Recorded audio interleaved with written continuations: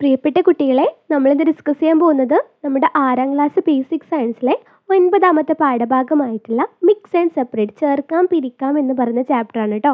ഈ ഒരു ചാപ്റ്ററിൽ നമ്മൾ ഒരുപാട് സബ്സ്റ്റൻസുകൾ പിരിക്കുന്നത്, അതായത് സെപ്പറേറ്റ് ചെയ്യുന്ന മെത്തേഡ്സ് പറഞ്ഞു അല്ലേ.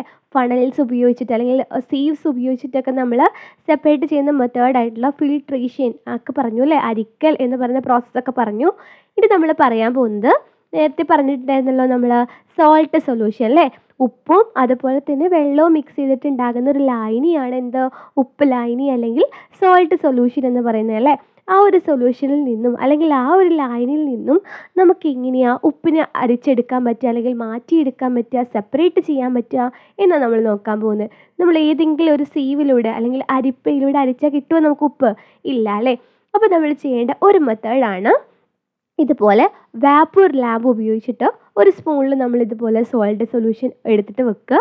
നമ്മൾ നന്നായിട്ട് ചൂടാകുന്ന സമയത്ത് ഇതിലുള്ള വെള്ളമൊക്കെ ഇങ്ങനെ ഇവാപ്പറേറ്റ് ചെയ്ത് പോകും, അതായത് ബാഷ്പമായിട്ട് പോകും.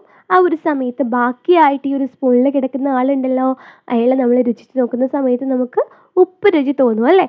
ആ ഒരാളാണ് എന്ത് മക്കളെ, ഉപ്പ് അല്ലെങ്കിൽ സോൾട്ട് എന്ന് പറയുന്നത്. അപ്പോൾ ഈ ഒരു ഉപ്പ് നമ്മൾ എങ്ങനെയാണ് സെപ്പറേറ്റ് ചെയ്യുന്നത്, നമുക്ക് എങ്ങനെയാണ് അറിയാൻ പറ്റുന്നത്? നമ്മൾക്ക് ഉപ്പ് കിട്ടുന്നത് എവിടുന്നാണ് മക്കളെ? കടലിൽ നിന്നാണ് അല്ലേ.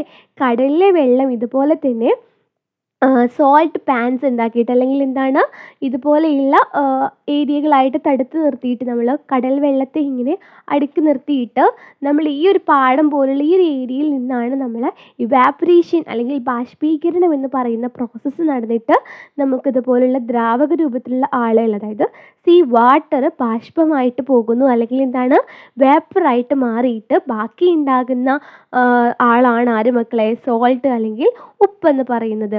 ബാഷ്പീകരണം, ഇവാപറേഷൻ എന്ന് പറഞ്ഞാൽ എന്താ നോക്കാം നമുക്ക്. This is A process by which a liquid absorbs heat and get converted into water, vapor.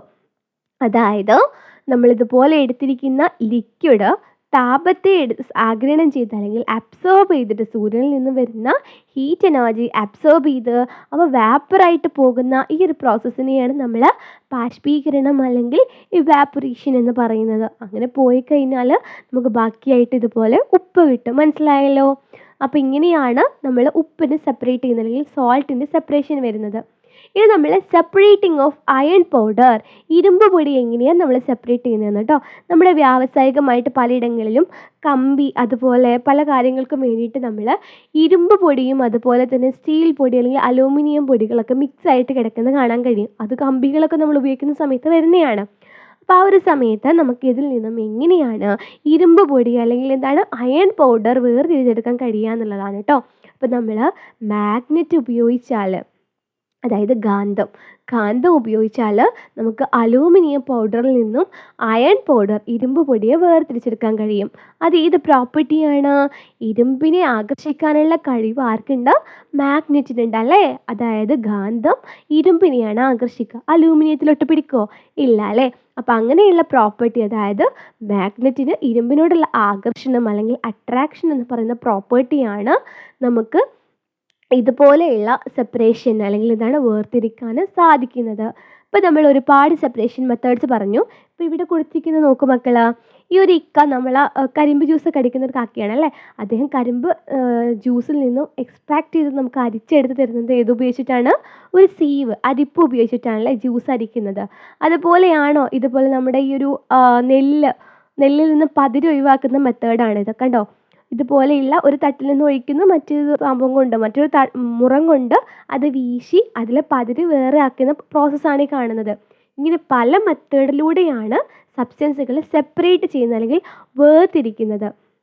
ഇവിടെ നോക്കൂ, ഒരമ്മ അരിയിൽ ഓരോ ഇമ്പ്യൂരിറ്റീസ് അല്ലെങ്കിൽ വേണ്ടാത്ത പദാർത്ഥങ്ങളെ ഒഴിവാക്കുന്ന മെത്തേഡാണ് ഇതുപോലെയുള്ള എന്താ ഇത് പറയാന്നറിയില്ല, പല സ്ഥലങ്ങളിലും പല രൂപത്തിലാണ് പറയുക, ചേറുക എന്നൊക്കെ പറയും.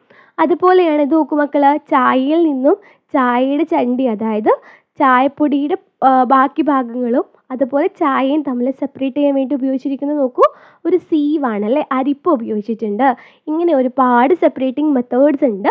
ഓരോ വർക്കിനും, അതായത് ഓരോ വസ്തുക്കൾ സെപ്പറേറ്റ് ചെയ്യാൻ വേണ്ടിയിട്ടും നമ്മൾ ഓരോ മെത്തേഡ്സാണ് യൂസ് ചെയ്യുന്നത്. അപ്പോൾ ഇത്രയാണ് നമ്മളിന്ന് ഡിസ്കസ് ചെയ്യുന്നത്. എന്തെങ്കിലും ഡൗട്ട്സോ കൺഫ്യൂഷൻസോ തോന്നുവാണെന്നുണ്ടെങ്കിൽ ഗ്രൂപ്പുകളിൽ പറയൂ കേട്ടോ. Okay, thank you.